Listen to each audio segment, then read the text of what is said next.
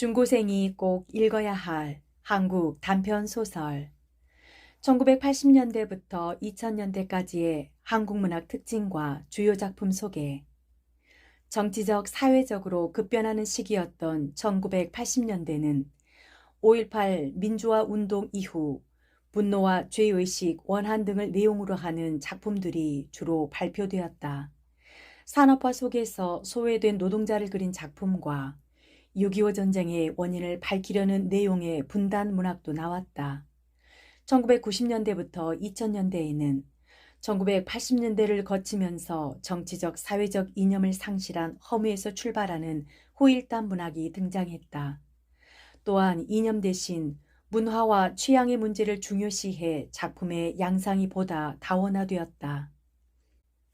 이 시대의 대표적인 작가와 작품으로는 정화진의 쇠물처럼, 방현석의 새벽 출정, 조정래의 태백산맥, 이문열의 영웅시대, 김원일의 불의 제전, 임철우의 사평역, 박완서의 엄마의 말뚝, 그 여자네 집, 해산 바가지, 윤후명의 돈황의 사랑, 양귀자의 원미동 사람들, 오정희의 바람의 넋, 소음 공해, 신경숙의 풍금이 있던 자리, 윤대영의 은어낚시 통신, 은희경의 새의 선물, 윤흥길의 종탑 아래에서, 성석재의 아무도 모르라고, 종탑 아래서, 윤흥길. 나는 익산 군수 관사의 철책안에서 노는 시각장애인 소녀 명은을 만난다. 내가 전쟁 이야기를 들려주자 명은은 소리를 지르며 고통스러워한다. 나는 교회에서 명은이에게 종소리를 들려주고 다음 날 명은을 데리고 밤에 종지기 몰래 종을 친다. 나는 종지기에게 맞으면서도 밧줄을 놓지 않고 명은에게 소원을 빌라고 말한다. 6.25를 직접 경험한 작가가 6.25 당시의 어린이 시점으로 이야기를 그린다. 대미를 장식할 만한 수뇌부라고 내 입으로 말하기는 약간 거시기한 구석이 있지만은 인테리어 전문점을 운영하는 최건호였다. 묵비권이라도 행사하는 듯 내내 잠자코 앉아 남의 이야기를 듣고만 있던 그가 뜻밖에도 자진해서 마지막 이야기 순번을 떠맡고 나서자 그에게도 입이 달려있었음을 뒤늦게 깨닫고 좌중은 깜짝 반가워했다. 반세기가 지나가더라 영 잊혀지지 않는 소녀가 있다면 혹시 수뇌보 계열에 턱걸이라도 끼일 수 있지 않을까 싶어서. 묵적보살처럼 입이 천근이기로 소문난 최건호가 절대로 허튼 소리를 할 리 없다고. 최건호가 수뇌보라 주장하면 그건 백발백중 수뇌보임이 틀림없다고 모두들 이구동성으로 떠들어댔다. 수뇌보 여부를 판별하는 첫 번째 기준은 아무래도 발화자의 과묵성인 듯했다. 10살짜리 머심의 지지배가 사랑을 알면 무엇을 얼마나 알 것이냐. 아름다운 러브 스토리하고는 애당초 거리가 먼 얘기라서 혹시라도 낭중에 실망하지 않을까 겁난다. 고백성사라도 하려는 사람처럼 최건호의 표정은 그지없이 진지해 보였다. 그 진지한 태도로 미루어 본론을 들어보나마나 벌써 수뇌보가 틀림없는 줄 알겠다고 한바탕 또 떠들어댔다. 수뇌보 여부를 판별하는 두 번째 기준은 아무래도 발화자의 진지성인 듯 했다. 모처럼 어렵게 입을 연 최건호가 일껏 꺼낸 이야기를 도로 주워 담는 불상사가 일어나지 않게끔 좌중은 온갖 발림으로 충동질했다. 낭중에라도 수뇌보가 기네 아니네 하고 우리 건우한테 시비 거는 놈이 나타났다 하면 당장 내가 가만 안 둔다. 동창생들의 전폭적인 성원에 힘입어 최건호가 마침내 이야기를 풀어내기 시작했다. 만세주장 근방에서 살 적이 있었던 일인디. 만세주장 뒷골목에 살고 있었다. 유명한 술도가를 옆구리에 끼고 산다 해서 특별히 득볼 것도 해될 것도 없었다. 날만 구질라치면 주장 건물 전체가 모주망태로 흠씬 취해서 문뱃내를 펑펑 풍기듯 찌든 막걸리 냄새를 사방에 퍼뜨리는 바람에 비위가 많이 상하긴 했지만 그렇다고 그 집에 따로 유감이 있는 건 아니었다. 다만 문제가 있다면 그것은 지혜밥이었다. 볕이 좋은 날 만세 주장에서는 도롯가에 멍석을 여러 개 나란히 펴놓고 술 밑으로 쓸 엄청난 양의 지혜밥을 말리곤 했다. 입에 넣고 씹기 딱 알맞을 만큼 꼬들꼬들 마른 상태에서 단내를 확확 풍기는 그 고두밥이 배고른 아이들을 환장하게끔 만드는 것이었다. 멍석 근처에 가까이 다가갈 적마다 배 속에서 회가 동하는 바람에 참말이지 미칠 지경이었다. 목구멍 안쪽에서 마구 고무래질하는 것 같은 유혹을 견디다 못한 아이들이 학교를 오가는 길에 한 줌씩 지혜밥을 슬쩍 하다가 주장 일꾼인 짝눈이 아저씨한테 들켜 경을 치기 일쑤였다. 나 역시 짝눈이 아저씨한테 붙잡혀 2차례나 혼쭐을 당했다. 서로 빤히 얼굴을 아는 이웃지간이라서 나는 다른 아이들보다 훨씬 더 불리한 처지였다. 지혜밥을 멍석 위에 고루 펼 때 사용하는 고무래 자루를 휘두르며 세상 이쪽 끝에서 저쪽 끝까지라도 그 학슬에 뒤쫓아올성 싶은 그 성미 고약한 일꾼의 눈을 피하기 위해서는 다른 아이들보다 더 영악스러워질 필요가 있었다. 짝눈이 아저씨가 짝눈을 한껏 지릅뜨고 주로 감시하는 쪽은 학교가 파해서 집으로 돌아가는 아이들이었다. 주장을 사이에 두고 학교와는 반대 방향에서 하굣길의 아이들 행렬을 거슬러 움직이며 기회를 엿보는 것이 고무래의 위협에서 벗어날 수 있는 가장 효과적인 방법이었다. 그러려면 학교에서 집으로 향할 때 불어 가까운 길을 두고 시내 쪽으로 먼 길을 애돌아가는 수고를 감수해야만 했다. 내가 그 계집애를 맨 처음 본 것은 봄볕이 담양하게 내리쬐는 한낮이었다. 아침에 등교하면서 길가에 멍석을 펴는 짝눈이 아저씨를 봤기 때문에 나는 그날도 하굣길에 일부러 네 거리를 하나 더 지나 먼 길을 애돌아 집으로 향하고 있었다. 경찰서 앞을 지난 다음 시청 앞에서 잠시 발걸음을 멈추었다. 시청 담벼락을 따라 길게 잇대어 세워놓은 게시판이 큼지막한 벽보들로 더덕더덕 도배되어 있었다. 벽보에는 최근의 전황들이 주먹덩이만한 붓글씨로 짤막짤막하게 적혀 있어 지나가던 행인들을 게시판 앞에 한참씩 붙들어 세우곤 했다. 국군 1사단 평양 입성, 국군과 유엔군 청천강 도하, 압록강 향해 진격 중, 중공군 참전 사실 밝혀졌 따위 새로운 소식들을 내가 차례로 접하게 된 것도 그 게시판을 통해서였다. 만세 주장 고두밥을 훔쳐먹기로 작정한 날은 덤으로 최근에 전황에 접하는 날이기도 했다. 최전방에서는 중공군의 춘계 대공세가 한창이었다. 국군 또는 유엔군 몇 사단이 무슨 고지 전투에서 북괴군 몇 개 연대를 섬멸했고 무슨 고지 전투에서 중공군 몇 개 사단을 괴멸시켰다는 등등의 내용을 담은 벽보들이 게시판에 어지럽게 나붙어 있었다.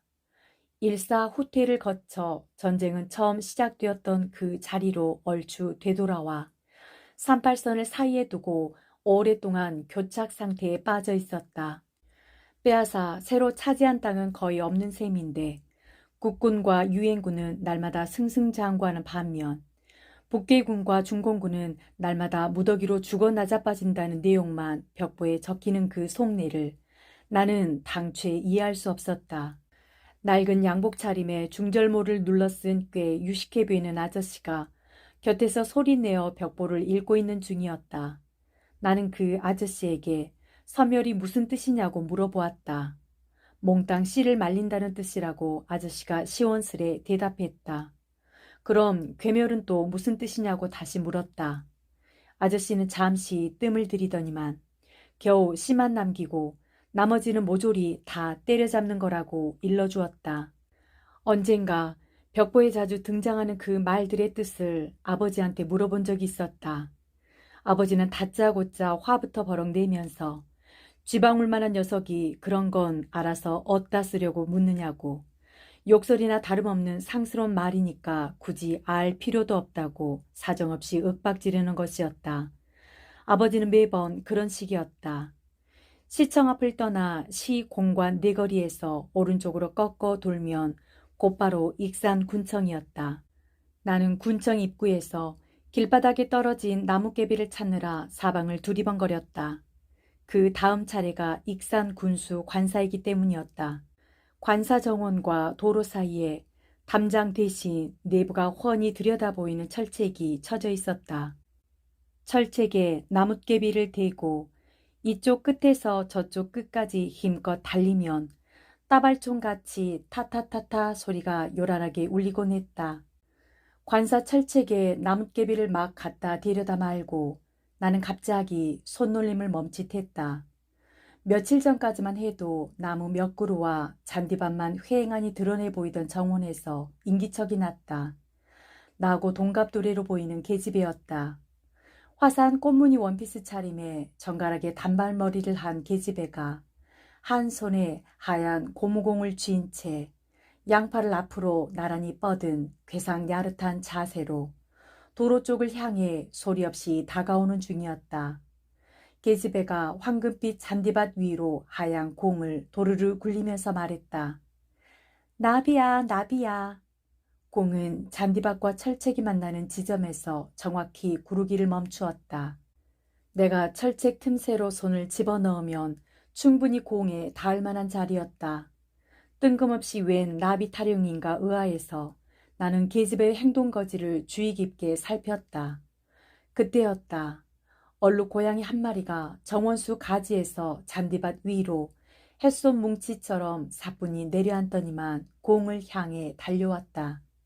고양이는 철책 너머에 버티고 서 있는 웬 낯선 사람을 뒤늦게 발견하고는 갑자기 다름질을 멈추었다. 녀석은 노란 눈동자에 잔뜩 경계의 빛을 담아 나를 노려보았다. 나는 뾰족한 근거도 없으면서 옷차림과 용모만으로 계집애를 대뜸 서울 아이라고 단정해버렸다. 그리고 서울 애기들은 제 아무리 똑똑한 척해봤자 모르는 게 너무 많아 탈이라고 속으로 비웃었다. 멀쩡한 고양이를 나비라 부르다니. 그렇다면 팔랑팔랑 공중을 날아다니는 진짜 배기 나비는 대관절 무슨 이름으로 불러야 옳단 말인가. 거긴 누구? 뭔가 수상쩍은 낌새를 챘는지 계집애가 내 쪽을 멀뚱멀뚱 건너다 보며 위아래 입술을 연방 달막거렸다. 계집애의 행동을 훔쳐보다 들킨 것이 창피해서 나는 슬금슬금 뒷걸음질을 치기 시작했다. 계집애의 눈길이 내 움직임을 제때제때 따라잡지 못했다. 거긴 누구?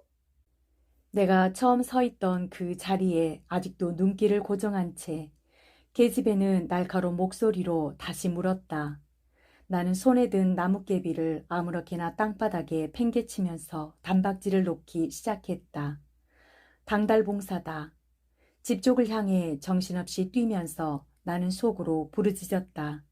계집애가 눈뜬 장님이란 사실을 최초로 알아차리던 순간의 놀라움이 나로 하여금 만세 주장 지혜밥을 훔쳐 먹으려던 애초의 계획을 깜빡 잊도록 만들었다. 그날 밤이 깊도록 서울 계집애의 그 희고도 곱상한 얼굴이, 그 화사한 옷맵시가, 어딘지 모르게 굼뜨고 어설퍼 보이던 그 행동거지 하나하나가 내 머릿속에서 줄곧 떠나지 않았다. 이튿날 나는 학교가 파하기 무섭게 곧장 익산 군수 관사로 달려갔다. 관사 정원에서는 전날과 똑같은 상황이 되풀이되고 있었다. 계집애는 양팔을 앞으로 나란히 뻗은 부자연스러운 자세로 거리를 재기 위함인 듯 몇 발짝 조심스레 걷다가는 공을 잔디밭 위로 도르르 굴렸다. 나비야, 나비야. 아마도 철책 너머 낯선 사람에 대한 경계심 때문인 듯 나비란 놈은 정원수 가지들 사이에 몸을 숨긴 채 꼼짝도 않고 야옹야옹 울어대기만 했다. 공은 전날과 마찬가지로 잔디밭과 철책이 만나는 지점에 거의 정확히 멎어 있었다. 나는 통탕거리는 가슴을 애써 누르면서 철책 틈새로 손을 넣어 공을 집어들었다. 그리고 계집애를 향해 던져주었다. 공이 발치 가까이에 떨어지는 순간 계집애의 얼굴에는 놀라움인지 반가움인지 모를 괴상야릇한 표정이 떠올랐다. 거긴 누구? 사람이요. 아, 어제 바로 그 애? 계집애는 말 한마디로 상대방을 단박에 알아맞혔다. 뿐만이 아니었다. 난 널 알아. 나이는 나랑 비슷해. 키는 나보다 조금 더 커. 그리고 얼굴이 아주 못생긴 애야. 마치 두 눈으로 똑똑히 본 것처럼 자신 있게 말하는 것이었다. 심지어 얼굴 못생긴 것까지 정확히 알아맞히는 바람에 나는 가슴 복판이 뜨끔 쑤셨다. 계집애가 내 앞으로 천천히 다가오기 시작했다. 양팔을 앞으로 나란히 뻗지 않은 정상적인 자세로 걷느라고 철제까지 다다르는데 반나절은 좋게 걸리는 듯했다. 못생겼다고 해서 미안해. 그냥 괜히 해본 소리야. 못생긴 게 사실이라고 나는 하마터면 실토정할 뻔했다. 생기다만 얼굴 같다고 모두들 나를 놀려대곤 했으니까. 누가 아버지가 군수냐?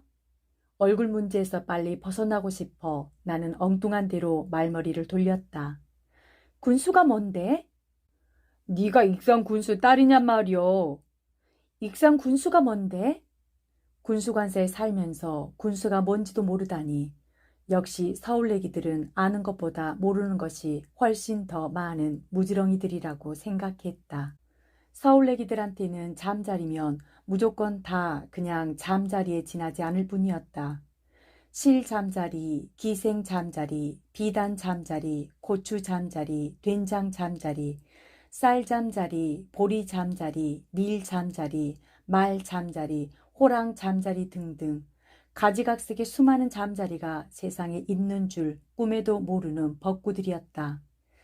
난 그런 거 잘 몰라. 외갓집 식구들이 가자는 대로 그냥 여기까지 따라왔을 뿐이야. 계집애가 심드렁한 어조로 중얼거렸다. 어쩌다가 그렇고럼 달달봉사는 되어 부렸다냐.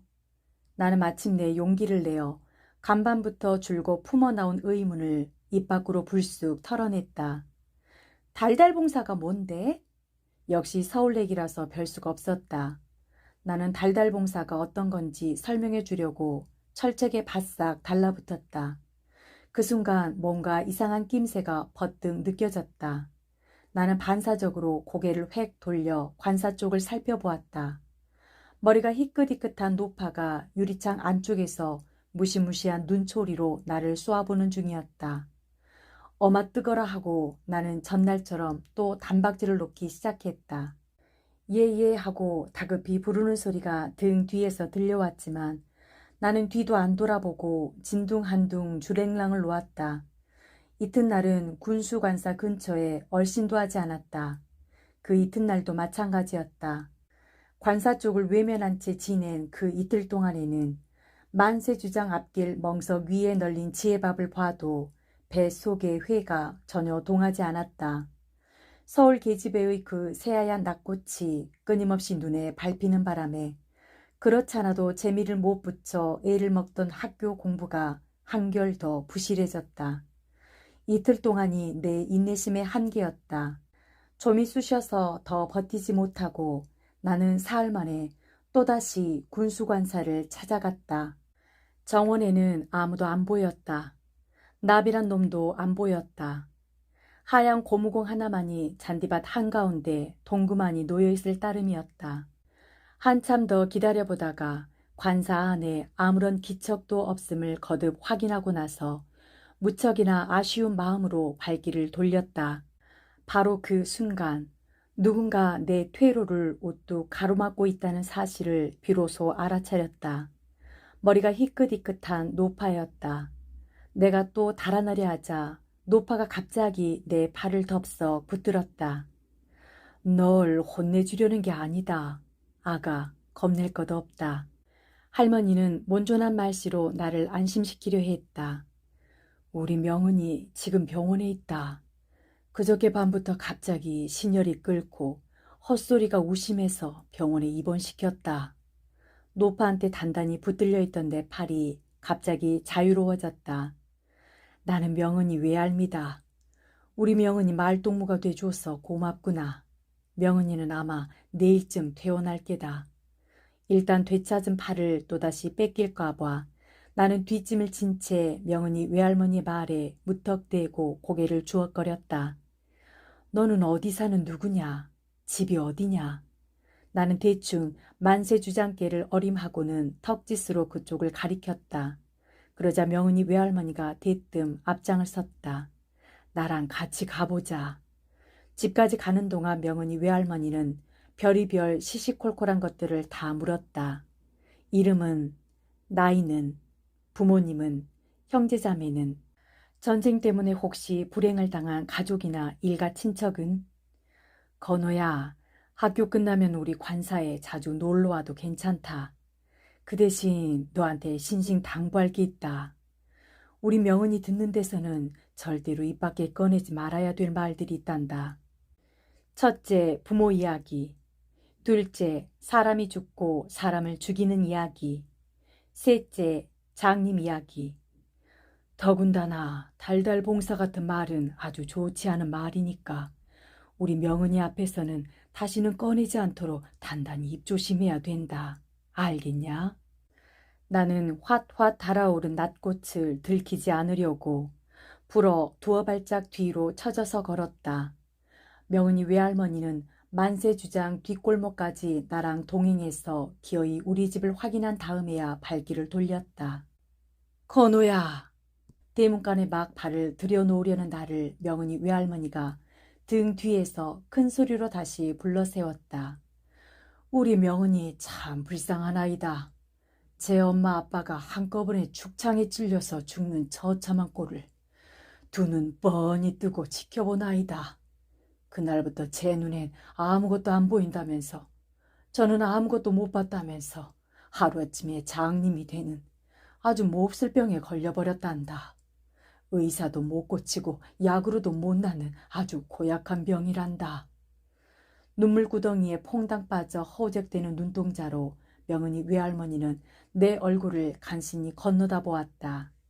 때까리고 온 한복 차림에 기품이 넘쳐나던 명은이 외할머니 모습이 한순간에 와르르 허물어져 내리는 순간이었다. 마땅히 그래야만 될성 싶어 나는 덮어놓고 고개를 끄덕이는 동작만 되풀이했다.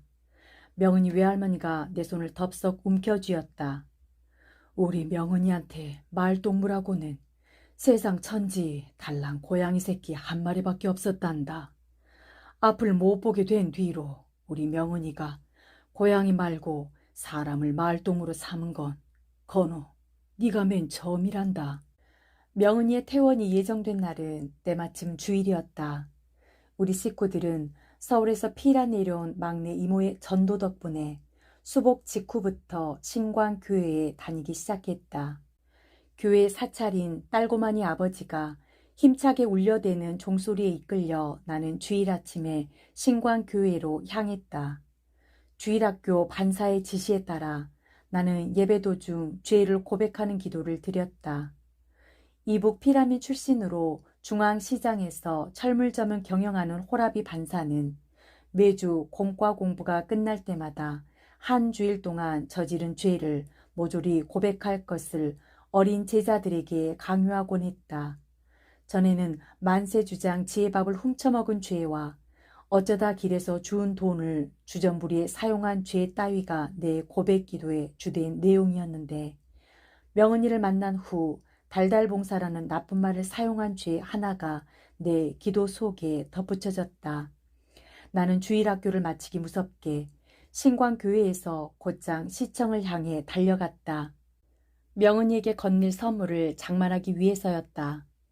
전황에 대한 새로운 소식은 앞 못 보는 명은이에게 의미 있는 선물이 될 뿐만 아니라 내가 결코 시골뜨기라고 만만히 볼 상대가 아님을 서울내기 계집애한테 일깨워주는 확실한 증거물이 될 것이었다. 아무도 없는 정원 내부를 기웃거리며 철책 앞에서 서성거리는 참인데 관사 현관문이 빠끔히 열렸다. 명은이 외할머니가 손짓으로 나를 불렀다. 나는 난생 처음 익산 군수 관사 안으로 쭈뼛쭈뼛 발을 들여놓았다. 잔뜩 겁을 집어먹은 채 낯선 구조의 양옥집 거실을 통과하는 나를 액자 속에 이승만 대통령이 근엄한 표정으로 내려다보고 있었다. 나는 명은이가 들어있는 작은 방으로 안내되었다. 명은이 머리맡을 지키고 있던 나비란 놈이 나를 보더니만 야옹 소리와 함께 냉큼 책상 위로 튀어오르면서 경계의 눈초리를 보냈다. 명은이는 얇고 보드라운 차렵 이불로 턱 밑까지 가린 채 반듯한 자세로 드러누워 있었다. 며칠 사이에 눈에 띄게 야윈 모습이었다. 그래서 전보다 더욱 새하얗고 전보다 더욱 예뻐 보였다. 멋쩍고 쑥스러운 나머지 나는 괜스레 희죽희죽 웃기부터 했다. 명은이는 보이지 않는 눈을 내 얼굴에 맞추려고 내 웃음소리를 쫓아 머리를 움직거렸다. 재밌는 얘기 나누면서 천천히 놀다 가거라. 명은이 외할머니가 자다리 동동 뜬 수정과 그릇과 과자가 수북이 담긴 쟁반을 방바닥에 내려놓았다. 명은이 외할머니가 방에서 나가기를 기다려 나는 준비해온 선물 보따리를 다짜고짜 풀어놓기 시작했다. 트루먼 대통령이 메가더 원수를 유엔군 총사령관직에서 해임한 소식부터 먼저 전했다. 연이어 의정부 전투에서 국군 1사단과 미군 3사단이 연합작전으로 북계군 1군단을 포위해서 한 개 연대를 섬멸한 소식을 숨차게 전했다. 명훈이 너 섬멸이 무슨 말인지 알아? 모르지? 몽땅 씨를 말린다는 뜻이요. 초점을 잃은 채 내 얼굴 근처를 헤매던 명은이의 눈이 갑자기 회동그라졌다. 명은이의 그 같은 반응을 이를테면 저보다 훨씬 아는 게 많은 상대에 대한 우러름의 표시로 받아들이면서 나는 더욱더 신떠름에 고부라졌다. 내친 김에 나는 미군 9군단이 철의 삼각지 전투에서 중공군 대부대를 괴멸시킨 이야기를 들려주었다. 명훈이 너 괴멸이 무슨 뜻인지 알아? 모르지. 씨만 빼놓고 몽땅 다 때려 잡는다는 뜻이요. 과자 안 먹니? 무엇이라고? 과자나 먹으라고. 명은이는 헬쑥하게 핏기가 가신 입술을 바르르 떨면서 눈꺼풀을 아래로 착 내리깔았다. 명은이가 눈을 꼭 감자 그때껏 숨어있던 속눈썹이 기다랗게 드러났다. 명은이의 권유를 받아들여 나는 아무 눈치코치도 없이 쟁반 위의 과자들을 마구 입안으로 걸터들이기 시작했다. 명은이는 끝내 과자에 손도 대지 않았다. 명은이는 단 하루 사이에 놀라우리만큼 기력을 되찾아 이튿날 또다시 정원에서 나비와 함께 공놀이를 시작했다. 나를 피해 정원수 위로 숨어버린 나비를 대신해서 얼른 공을 집어 명은이에게 돌려준 다음 나는 득이에 찬 목소리로 그날치의 선물을 전했다. 영국군 29여단 글로스터 대대가 60여 시간 사투 끝에 중공군을 무찌르고 적성 고지를 사수였디야. 시청 앞 게시판에서 공들여 외운 벽보 내용을 뜻도 모르는 채 앵무새처럼 고스란히 옮기면서 나는 명은이의 반응을 살폈다. 아니나 다를까 명은이의 소낙 위에서 스르르 힘이 풀리면서 공이 잔디밭으로 굴러떨어졌다. 명은이의 그런 반응을 나는 일종의 감동의 표시로 받아들였다. 서울내기 계집애를 감동시킨 내 솜씨에 자부심을 느끼면서 나는 곧장 다음 소식으로 넘어갔다. 중부전선 임진강 전투에서 우리 국군이 중공군 63군 3개 사단을 격퇴하고 대승을 거두었디야. 듣기 싫단 말이야. 제발 그만두란 말이야. 명은이가 쇠꼬챙이 같은 소리를 내지르며 갑자기 잔디밭에 퍼져버리고 앉았다. 전혀 예상치 못한 돌발 사태에 벼랑간 어안이 벙벙해져서 나는 어찌할 바를 몰랐다. 꼴도 보기 싫어. 가버려. 가란 말이야. 제 손으로 제 머리칼을 마구 쥐어뜯으며 명은이는 거푸 쇠꼬챙이 소리를 질러댔다. 명은이 외할머니가 해끔하게 놀란 표정으로 관사 안에서 허둥지둥 달려나왔다. 가라니까 가는 수밖에 달리 도리가 없었다. 아직 영문을 모르는 채로 나는 불이 나게 관사를 빠져나왔다. 무엇이 서울 계집애의 성깔머리를 그토록 버르집어 놓았는지 당최 알다가도 모를 일이었다. 내 호의가 무시당한 관사 근처엔 앞으로 2번 다시 얼씬도 하지 않겠다고 다짐하면서 나는 길바닥의 돌멩이를 발부리로 힘껏 걷어차 버렸다. 명은이 외할머니의 신신당부를 기억에서 언뜻 되살려 낸 것은 집에 거반 다다랐을 무렵이었다. 사람이 죽고 사람을 죽이는 이야기는 절대로 입 밖에 꺼내지 말 것. 3가지 당부 가운데서도 나도 모르게 2번째 당부를 어긴 셈이었다. 시청 앞 게시판을 기웃거리는 버릇이 내게서 영영 떠나게 되리라는 것을 나는 그때 버뜩 예감할 수 있었다. 혼자서 다짐했던 대로 나는 하루 동안 관사 근처에 얼씬하지 않았다. 그러나 집 안에 머물러 지내는 동안에도 내 마음은 관사 언저리를 줄곧 배회하고 있었다. 꼴도 보기 싫다고 명은이가 지르던 쇳소리가 내 귓바퀴를 끊임없이 맴돌았다. 더는 참을 수가 없어 나는 결국 다음날 해질녘에 관사를 또다시 찾아가고 말았다. 저녁 노래 물든 발그리한 낙꽃으로 명은이는 정원 한복판에 오독하니 서 있었다. 손에 공이 쥐어 있고 곁에 나비란 놈도 알짱거리고 있었지만 공놀이는 아예 시작할 생각조차 하지 않았다. 할 일 없이 먼 산 바라기가 되어 언제까지고 꼼짝도 하지 않는 명은이 모습을 나는 철책 밖에서 한참이나 몰래 지켜보았다. 바로 그때였다. 종소리가 댕 하고 묵중하게 울렸다. 한 번 울리기 시작한 종소리는 짧은 쉴참을 거친 후 댕그렁 댕 댕그렁 댕 연달아 기세 좋게 울렸다. 명은이는 느닷없는 종소리에 움찔 놀라는 기색이었다. 종소리가 들려오는 신광교회 쪽을 향해 명은이의 고개가 천천히 돌아갔다. 저녁 노래에 한박 젖은 채 종소리에 다소곳이 귀를 기울이는 명은이 모습에서 나는 가슴이 절렁 내려앉으리만큼 묘한 감동을 받았다. 3일종이여.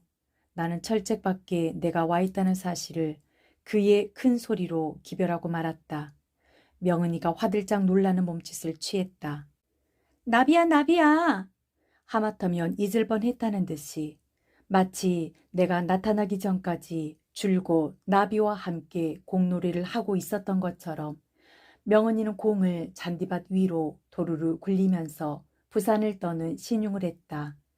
겨냥이 지나쳐 공은 철책 밑을 통과해서 내 발치까지 대굴대굴 굴러왔다.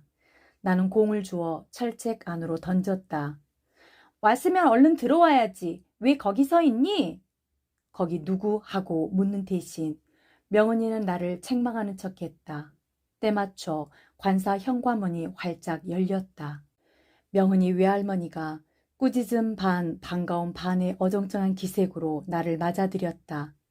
잔뜩 낙꽃을 붉힌 채 나는 관사 내부를 빠른 걸음으로 통과해서 정원으로 나갔다. 3일종이 뭔데? 수요일에 치는 종이요. 교회 사람들은 수요일 저녁 예배를 3일 예배라고 불러. 저것은 초종이요. 한참 있다가 제종을 칠 거요. 명은이한테 미안해하던 참에 나는 도롱태 굴리듯 빠른 말솜씨로 한바탕 정신없이 짓거렸다. 어머나? 건우 너 교회 다니니? 응. 딸고마니 아버지가 시방 초종을 치고 있는 중이요. 명은이 너 딸고마니 아버지가 누군지 모르지?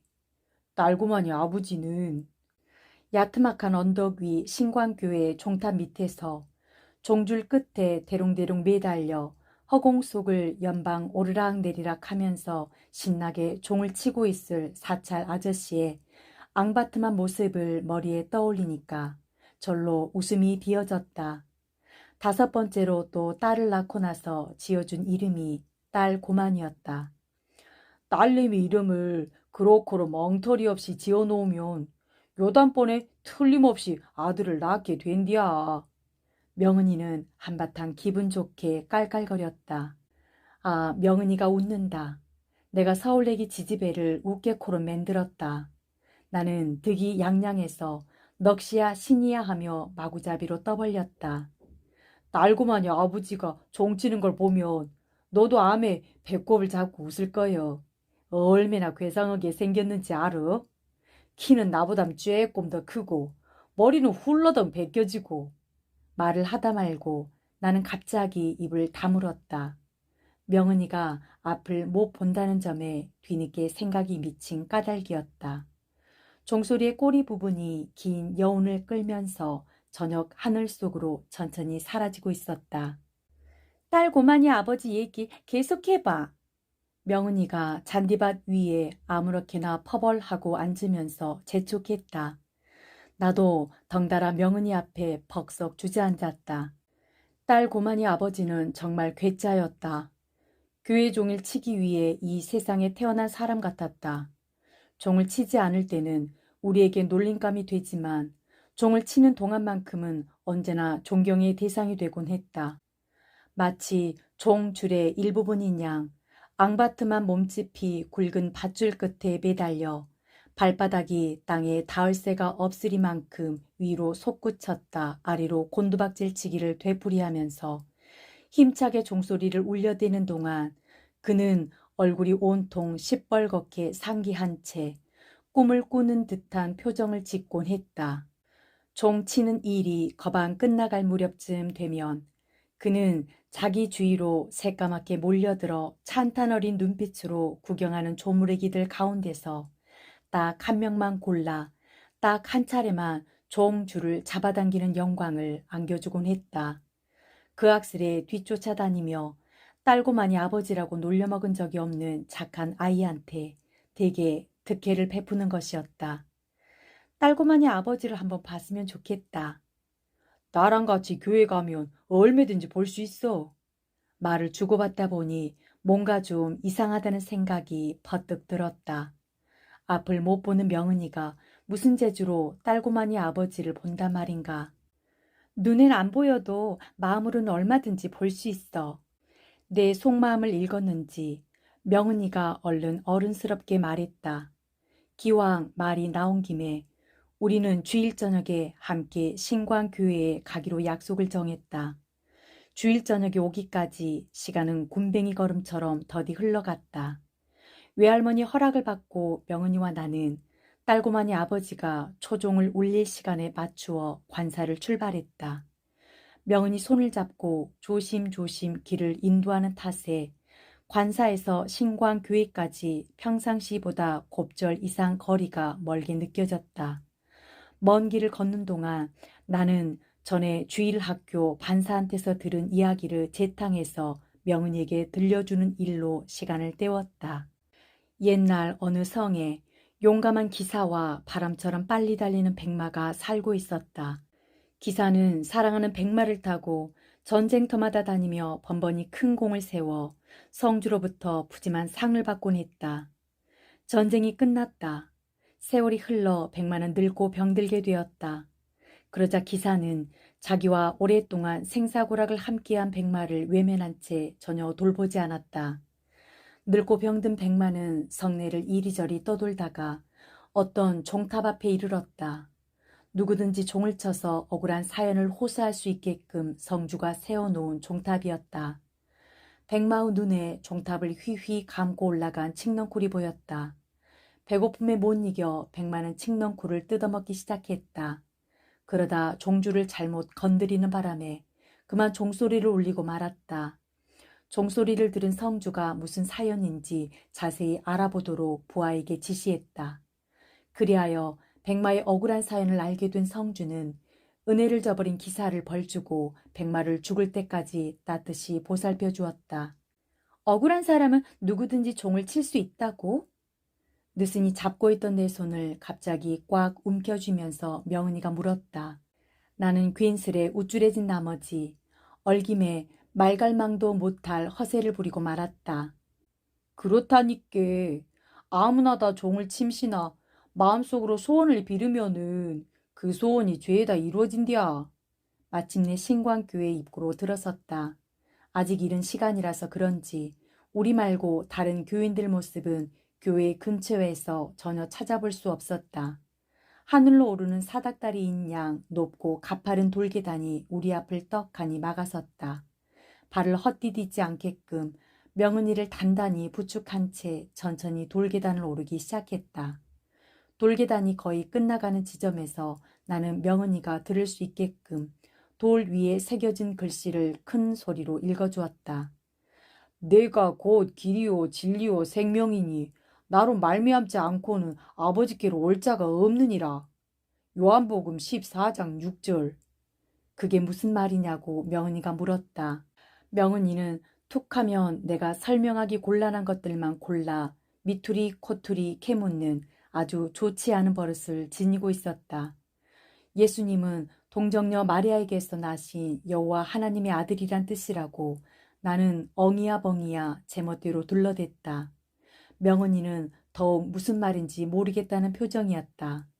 돌계단을 다 오르자 빗긴 저녁 햇살을 듬뿍 받아 아름답게 빛나는 웅장한 석조 교회당이 시야를 그득 메웠다.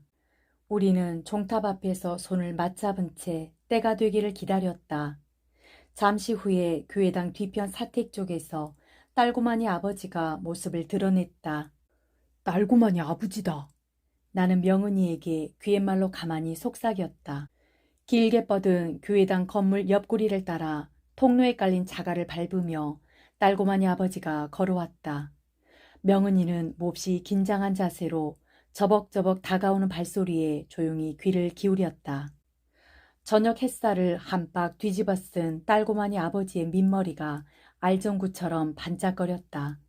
나는 최대한 허리를 굽혀 예의 바르게 꾸벅 인사를 올렸다. 딸고마니 아버지는 나를 금세 알아보았다. 그러나 낯선 얼굴인 명은이 쪽에 짤막한 눈길을 던졌을 뿐 여느 때와 딴판으로 모범생처럼 구는 나를 거들떠도 안 보면서 그는 되우 뻐겨대는 걸음걸이로 종탑에 다가섰다. 그는 몸에 익은 솜씨로 종탑 쇠기둥을 타고 뽀르르 위로 기어오른 다음 아이들 손이 닿지 않을 높직한 자리에 메어놓은 종줄을 밑으로 풀어내렸다.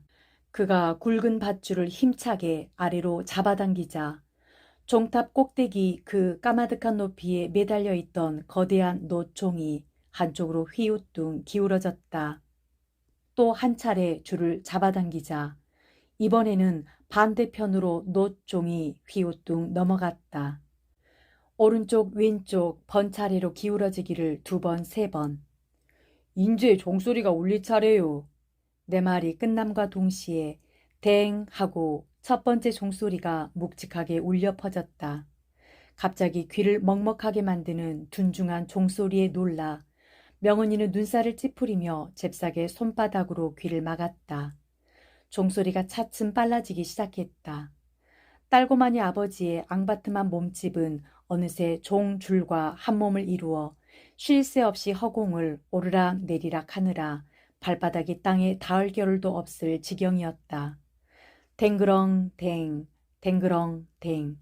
기세 좋게 울리는 종소리가 귀싸대기를 사정없이 갈겨댔다. 나는 명은이 손바닥을 붙잡아 귀에 붙였다 뗐다 하는 동작을 되풀이했다. 기다란 종소리의 중동을 뚝 잘라 동강을 내었다가 다시 이어붙이기를 되풀이하는 그 장난이 명은이 얼굴에 발갛게 꽃물이 배게끔 핏기를 돋우었다. 건 공중에 둥둥 떠있던 딸고마니 아버지의 발바닥이 어느새 슬그머니 땅으로 되돌아와 있었다. 종치는 작업을 마무리하기 위해 종줄 잡아당기는 힘을 적당히 조절하는 중이었다. 나는 실오라기 같은 희망을 품은 채 딸고마니 아버지가 아닌 사찰 아저씨를 향해 최대한 존경의 눈빛을 띄워보냈다. 하지만 아무 소용이 없는 아첨이었다. 사찰 아저씨 아닌 딸고마니 아버지는 결국 나로 하여금 마지막 순간에 딱 한 차례 종줄을 잡아당기게 하는 그 특혜를 베풀지 않은 채 매정하게 종치기를 끝내버렸다. 주일마다 뒷공무니를 밟고 다니며 딸고마니 아버지라고 그 악셀에 놀려댄 지난 날들이 여간만 후회되는 게 아니었다. 아쉬움을 달랠 요량으로 나는 얼른 고무신을 벗어들었다. 여태껏 늘 해왔던 방식에 따라 나는 바야흐로 저녁 하늘 저 멀리 사라지려는 마지막 종소리를 고무신짝 안에 양껏 퍼 담았다. 그런 다음 잽싸게 고무신짝을 명은이 귓바퀴에 잘싹 붙여주었다. 그러자 명은이 얼굴에 해맑은 미소가 가득 번져나기 시작했다. 어미종은 이미 움직임을 멈추었지만 고무신짝 안에는 새끼종이 담겨 아직도 작은 움직임을 계속하고 있었다. 그 종이 꿀벌처럼 잉잉거리면서 대고 명은이 귀를 간지리고 있을 것이었다. 왔던 길과는 달리 돌아가는 길은 호사스러운 감동의 보자기에 감싸여 있어서 관사까지 걷는 시간이 조금 전보다 절반 이하로 짧게 느껴졌다. 명은이는 흥분한 기색을 여간에서 감추지 못했다. 관사 앞에서 헤어지기 직전에 명은이는 나에게 고맙다고 말했다. 깍쟁이 서울 계집의 입에서 고맙다는 인사가 나오기는 그때가 처음이었다. 건호야. 일껏 내 이름을 불러놓고도 명은이는 한참이나 더 뜸을 들인 다음에야 가까스로 뒷말을 이었다. 내 얼굴이 어떻게 생겼는지 궁금해. 내 손으로 한번 만져보고 싶어. 참으로 난처한 순간이었다. 틀림없이 집 안 어느 구석에서 우리를 지켜보고 있을 명은이 외할머니를 의식하면서 나는 잠시 망설였다. 에라 모르겠다는 심정으로 나는 결국 명은이 손을 끌어다 내 얼굴에 대주었다. 그리고 두 눈을 질끈 감아버렸다. 촉촉히 땀에 젖은 손이 내 얼굴 윤곽을 천천히 더듬어 나가기 시작했다. 명은이는 내 이목구비 하나하나를 차례차례 신중히 어루만졌다. 얼굴이 아주 잘생겼구나. 나한테 얼굴을 보여줘서 고마워. 난생 처음 잘생겼다는 소리를 들었다. 나는 활활 달아오르는 낙꽃을 주체할 수가 없어 도망치다시피 관사 앞을 떠나버렸다. 관사로부터 멀어지자 나는 공중공중 뜀걸음을 놓기 시작했다. 비록 서투른 솜씨나마 휘파람을 후익후익 날리면서 나는 신나게 집으로 향했다. 명은이가 내게 무리한 부탁을 해온 것은 신광교회 종탑에서 색다른 경험을 한 바로 그 다음 날이었다. 다시 만나자마자 명은이는 나를 붙잡고 엉뚱깽뚱한 소리를 했다. 건호야, 날 다시 교회로 데려가줘. 내 손으로 종을 쳐보고 싶어. 그랬다간 큰일나. 딸고만이 아버지 손에 맞아 죽을 거요. 나는 팔짝 뛰면서 그 청을 모지락스레 거절했다. 하지만 명은이는 나한테 검질기게 달라붙으면서 계속 비라리치고 있었다. 제발 부탁이야. 딱 한 번만 내 손으로 직접 종을 쳐보고 싶어. 종은 쳐서 못하려고. 그냥 그래. 내 손으로 울리는 종소리를 듣고 싶을 뿐이야. 말은 그렇게 했지만 나는 명은이의 진짜 속셈이 무엇인가를 금세 알아차릴 수 있었다. 동화 속에 늙고 병든 백마를 흉내내고 싶은 것이었다. 버림받은 백마처럼 자신의 억울한 사정을 성주에게 호소하고 싶은 것이었다. 다름 아닌 눈을 뜨고 싶다는 소원을 하나님에게 전할 속셈임이 틀림없었다. 누구든지 종을 치면서 소원을 빌면 다 이루어진다고. 명은이 앞에서 공연히 허튼 소리를 짓거린 일이 새삼스레 후회되었다. 대관절 무슨 재주로 딸고마니 아버지 허락도 없이 교회 종을 무단히 울린단 말인가. 알았다고 알았다니께. 연방 도리머리를 하는 내 마음과는 딴판으로 내 입에서는 승낙의 말이 잘도 흘러나왔다. 끝끝내 명은이의 간청을 뿌리칠 재간이 내게 없다는 사실을 나는 처음부터 잘 알고 있었다. 일요일은 절대로 안 돼야. 수요일도 절대로 안 돼야. 그럼 언제? 보이지도 않는 눈을 반짝 빛내면서 명은이가 대답을 재촉했다. 예배 모임이 없는 평일이라면 어찌어찌 가능할 것 같기도 했다. 목요일 밤중이라면 호흡감 몰라도. 목요일 아침이 밝았다. 목요일 낮이 지나갔다. 마침내 목요일 밤이 찾아왔다. 명은이는 시내 산보를 구실 삼아 외할머니한테 밤마을을 허락받았다. 어둠길을 나서는 우리를 명은이 외할머니가 관사 밖 길가까지 따라 나와 걱정스러운 얼굴로 배웅했다. 앞 못 보는 외손녀를 걱정하는 백발 노파의 마음이 신광교회까지 줄곧 우리와 동행하는 듯한 기분이었다. 명은이 손을 잡고 신광교회 돌계단을 오르는 동안 내 온몸은 사뭇 떨렸다. 지레 흥분이 되는지 아니면 두려움 때문인지 땀에 흠씬 젖은 명은이 손 또한 달달 떨리고 있었다.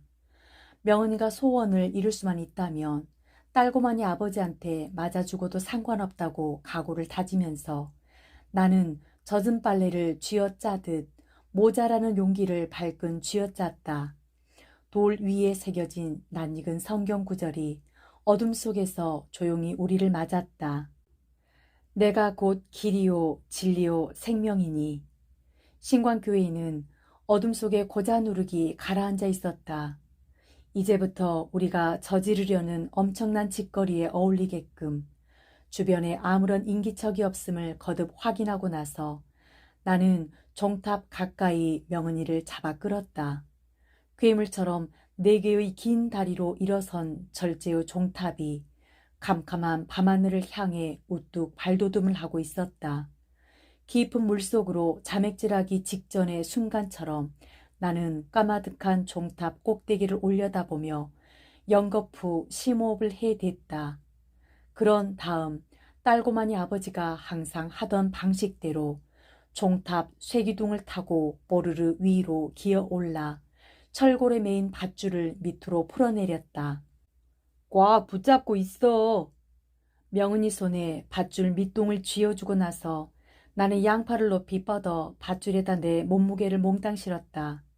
그동안 늘 보아나온 딸고만이 아버지의 종치는 솜씨를 흉내내어 나는 죽을 힘을 다해 밧줄을 잡아당기기 시작했다.